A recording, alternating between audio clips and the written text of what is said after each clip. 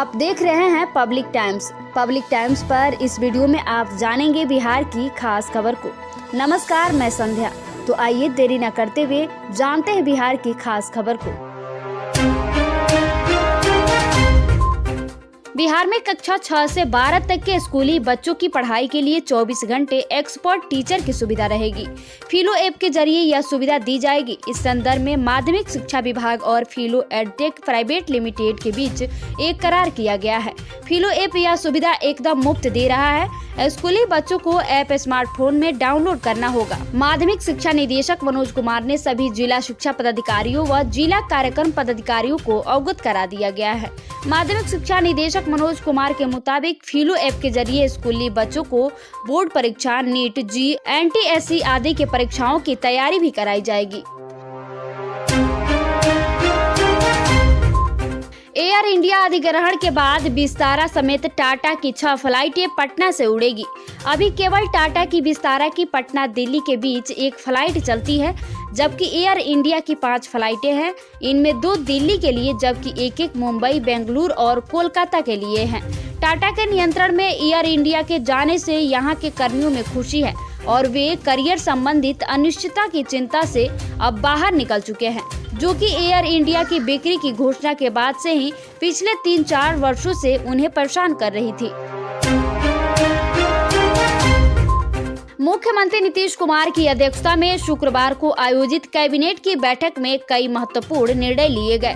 बैठक में 2021 से 22 में राज्य के चिन्हित 2803 प्रारंभिक विद्यालयों में बेंच व डेस्क की खरीद के लिए 99 करोड़ 75 लाख की राशि मंजूर की गई। इसके अलावा कैबिनेट द्वारा कोविड-19 संक्रमण से बचाव के लिए राज्य के सभी सरकारी माध्यमिक विद्यालय, उच्च विद्यालय कक्षा 1 से 12 तक के छात्र छात्राओं को विद्यालय में कक्षा आरंभ करने के पहले 2-2 मास्क जीविका द्वारा उपलब्ध कराया गया था। सेना के ट्रेनिंग एयरक्राफ्ट का गाया के खेत में इमरजेंसी लैंडिंग कराई गई है। इस पर एक ट्रेनी और एक ट्रेनर सवार थे। दोनों सुरक्षित है। बताया जा रहा है कि ट्रेनर की सूझबूझ से एक बड़ा हादसा टल गया। जानकारी के अनुसार आर्मी के इस एयरक्राफ्ट से ट्रेनिंग दी जाती है। शुक्रवार को ट्रेनिंग के दौरान ही इस एयरक्राफ्ट में कुछ तकनीकी खराबी आ गई। इसकी वजह से इसे खेत में लैंड कराना पड़ा। इस एयरक्राफ्ट में ट्रेनी और पायलट 2 लोग सवार थे। दोनों ही लोग सुरक्षित है। इमरजेंसी लैंडिंग के बाद आर्मी के जवान स्थानीय ग्रामीणों की मदद से एयरक्राफ्ट को OTA मैदान तक लेकर पहुंचे। पटना एयरपोर्ट पर शुक्रवार को फ्लाइट पकड़ने आई एक युवती की सैंडल में बैटरी युक्त GPS और सिम कार्ड मिलने से पुलिस महकमे में हड़कंप मच गया। सूचना मिलते ही आतंकी निरोधक दस्ता, स्पेशल ब्रांच, IB समेत राष्ट्रीय सुरक्षा से जुड़ी कई एजेंसियों के अधिकारी उक्त युवती से पूछताछ करने हवाई अड्डा थाना पहुंच गए।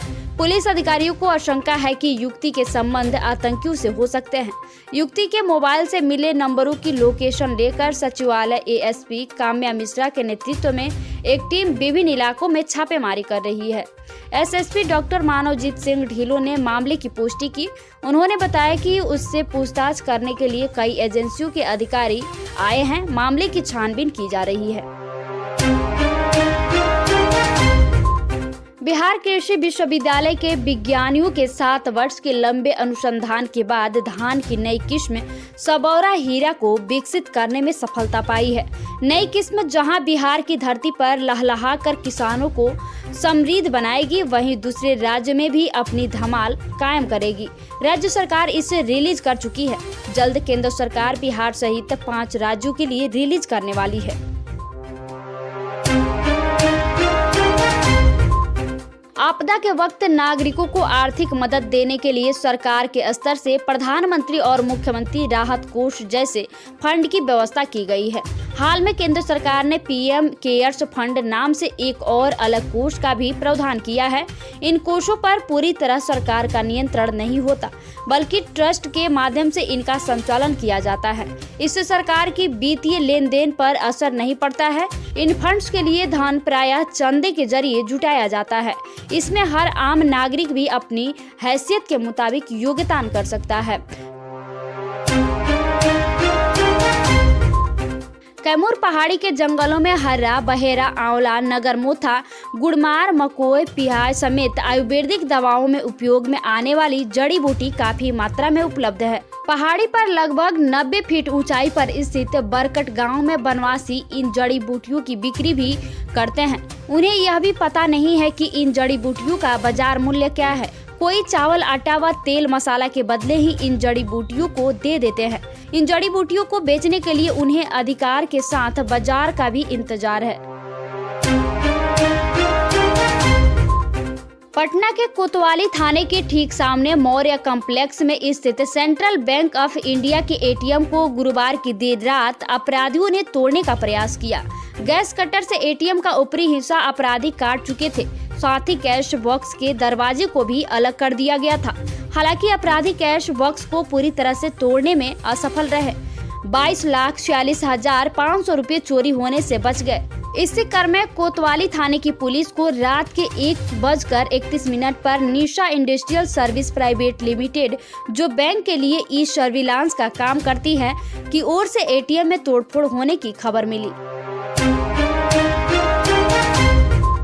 BRA बिहार बीबी भोजपुरी की 25,000 नए शब्दों के अर्थ लोगों को समझाएगा। LS कॉलेज में चलने वाले भोजपुरी विभाग में भोजपुरी का शब्दकोश बनाया जा रहा है। विभाग के 2 छात्र और विभाग अध्यक्ष इस काम को कर रहे हैं। इस शब्दकोश में बिहार के अलावा झारखंड और उड़ीसा के कुछ हिस्सों में बोली जाने वाली भोजपुरी के शब्द शामिल किए जाएंगे।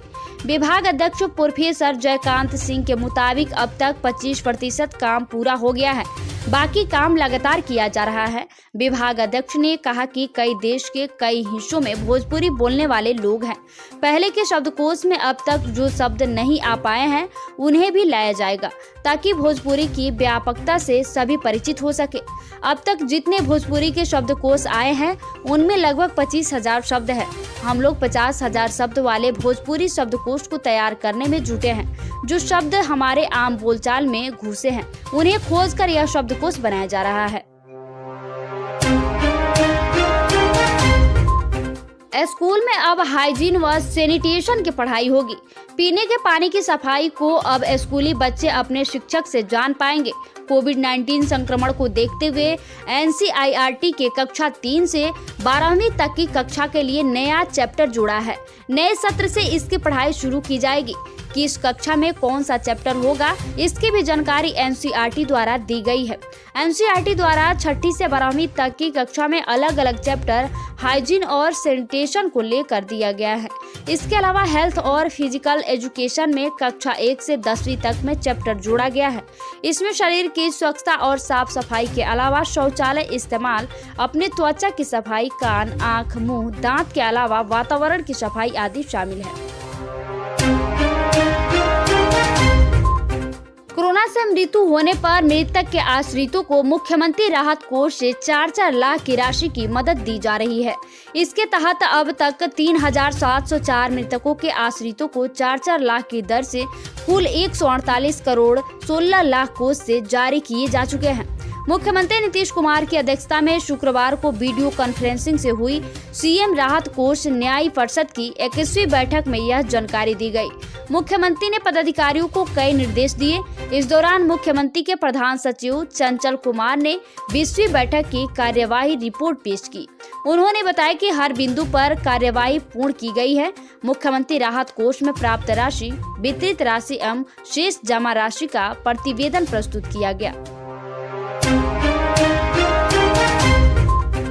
सेवानिवृत्त अधिकारियों कर्मियों को संविदा पर लिए जाने के नियम में बदलाव किया गया है। यदि किसी सरकारी सेवक को सेवा के आखिरी 10 वर्षों में बृहद दंड या सेवा काल के अंतिम 5 वर्ष के दौरान लघु दंड की सजा मिली है तो उन्हें संविदा पर नियोजित नहीं किया जाएगा।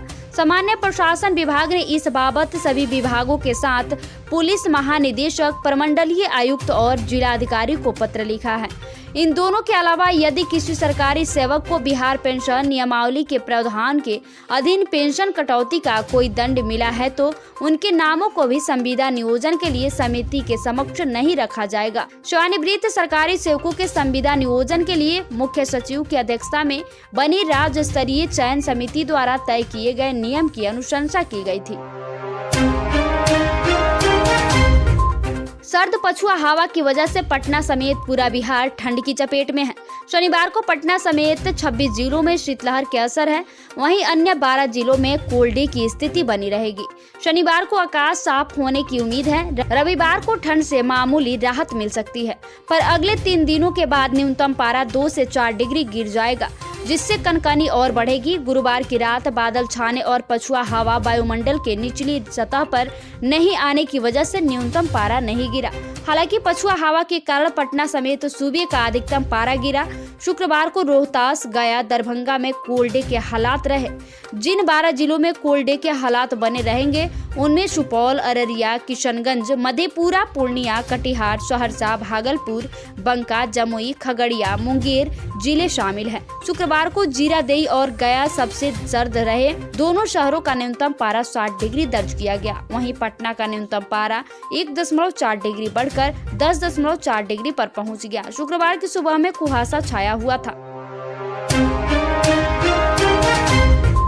तो ये थी बिहार की खास खबर। धन्यवाद।